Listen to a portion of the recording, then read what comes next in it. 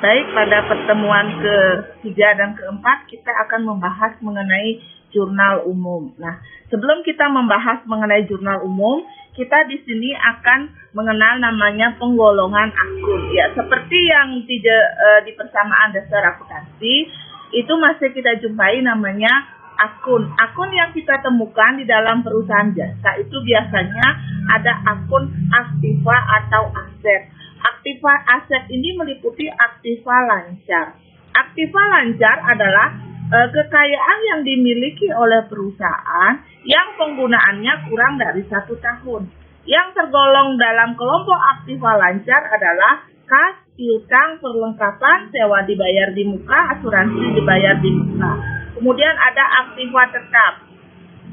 Kemudian ada kelompok akun yang kedua itu utang. Akun yang ketiga modal. Akun yang keempat pendapatan. Akun yang kelima dan biaya.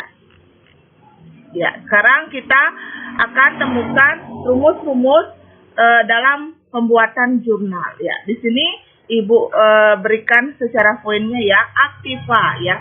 Aktiva di dalam pencatatan akuntansi itu bertambah di debit. Seperti misalnya jurnalnya itu adalah diterima uang. Otomatis uang itu kan berupa kas. Berarti dia akan bertambah di debit. Poin yang kedua, aktiva itu berkurang di kredit. Dan ada akun aktiva itu yang bertambahnya di kredit itu seperti misalnya akumulasi penyusutan. Karena sifatnya dia mengurangi nilai aktiva. Kemudian rumus yang kedua, utang bertambah di kredit, kemudian utang berkurang di debit. Rumus yang ketiga, modal bertambah di kredit, modalnya berkurang di debit. Pendapatan bertambah di kredit, pendapatan berkurang di debit. Beban atau biaya bertambah di debit, berkurang di kredit. Inilah konsep dasar kita di dalam membuat jurnal. Ya, untuk lebih jelasnya ya, kita akan lihat di modul buku halaman 10 ya. Di sana ada jurnal contoh transaksi yang terjadi pada salon Eva. Nah, yang pertama ya, Eva memulai usaha yang diberi nama salon Eva. Ya, transaksi yang terjadi di sana adalah uang tunai senilai 5 juta. Piutang jasa 300.000 per perlengkapan salon 7 juta, kemudian peralatan salon 10 juta. Jurnalnya di sini adalah kas di debit, perlengkapan salon di debit, kemudian piutang jasa di debit, kemudian peralatan salon di debit, dan yang terakhirnya itu adalah modal Eva sebesar 22.300.000 di kredit. Ya, kemudian jurnal tanggal 2, dibayar sewa gedung untuk salon sebesar 1.200.000 untuk masa 1 tahun ya. Di sini jurnalnya adalah beban sewa atau sewa dibayar di muka. Karena apa? Karena ini untuk 1 tahun ya. Ini termasuk kelompok aktiva lancar. Sehingga jurnalnya beban sewa atau sewa dibayar di muka di debit 1.200.000, di kreditnya adalah kas. Ya. Kemudian yang tanggal 4, pembelian peralatan salon sebesar 3 juta secara kredit. Jurnalnya di sini ya, peralatan salon ini termasuk kelompok aktiva. Aktiva bertambah di debit, kemudian utang bertambah di kredit. Jurnalnya seperti ini ya. Untuk lebih jelasnya silahkan nanti ini dipelajari ya. Kemudian kita lanjut bagaimana cara setelah tahap pencatatan transaksi di dalam jurnal. Tahap selanjutnya dalam siklus akuntansi itu adalah memposting jurnal ke buku besar. Langkah-langkah dalam memposting jurnal ke buku besar adalah sebagai berikut. Yang pertama, sediakan kolom ya. Kolom ini setiap transaksi, setiap nama akun itu berbeda.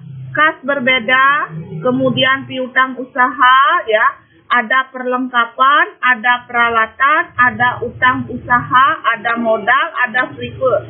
Ini jumlahnya ini tergantung dari transaksi yang terjadi di dalam perusahaan itu. dalam pembuatan buku besar ini ya, harus berurutan nomor akunnya. Aktiva itu nomor akunnya 1 ya. Yang tergolong aktiva ini adalah kas, kemudian piutang usaha, perlengkapan, peralatan. Kemudian jika habis ya akun aktiva itu, kita mulai ke akun utang ya. Di sini akun utang itu kodenya 201 ya, utang usaha. Jika ada misalnya utang bank, itu tambahkan dia akun 202. Di sini fleksibel ya, bukan hanya segini kita membuat kolom buku besar, tetapi disesuaikan dengan jumlah transaksi dari perusahaan tersebut. Nah, langkah pertama kita memposting dari jurnal ke buku besar ya. Pedomannya di sini adalah kita lihat di jurnal ya. Di sini yang dimasukkan itu adalah transaksi yang ada hubungannya dengan kas di debit dan kas di kredit. Kita cari per transaksi memasukkannya. Ya, misalnya tanggal 1 ya, kas itu 5 juta. Kita lihat di sini di buku besar kas ya, isi tanggalnya berapa, kemudian di debitnya berapa, saldonya berapa. Kemudian lihat lagi di jurnal ya adik-adik ya, itu kas tanggal 2 itu ada kas di kredit 1.200.000. Kita masukkan di sini di buku besar, kas di kredit 1.200.000. Kita carikan antara debit dan kredit, kita carikan selisih sehingga ada saldo debit 3.800.000. Kemudian lihat lagi di jurnal ya. Ya, itu di jurnal tanggal 6 ada kas di kredit. Kita posting, kita masukkan ke buku besar tanggal 6, itu kreditnya 50 juta. Sehingga itu carikan juga selisihnya itu adalah sebesar 3.750.000. Begitulah langkah dalam memposting dari jurnal ke buku besar. Setelah semua transaksi dalam jurnal itu diposting ke buku besar ya, kita carikan saldo ya, sehingga saldo akhir per 31 Oktober 2019 adalah senilai 6.600.000 ya.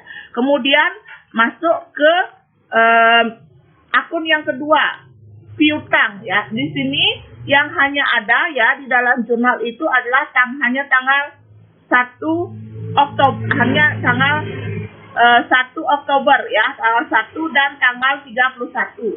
Berarti karena ada 2, kita masukkan keduanya ya, sehingga diperoleh saldo sekian ya. Perlu kalian pahami ya, dalam kita mencari saldo ini kita carikan selisih ya, debit dan kredit itu dikurangkan ya, sehingga diperoleh saldonya. Ya, begitu juga yang lain ya, tinggal dimasukkan saja. Untuk lebih jelasnya ya, silakan itu dibaca di modul, itu sudah rasa ibu sudah lengkap sekali. Dan untuk latihannya silahkan itu dikerjakan di modul halaman 14 ya. Buatlah jurnalnya, kemudian ya itu posting jurnal ke buku besar. Sekian dan terima kasih. Om Santi Santi Santi Om.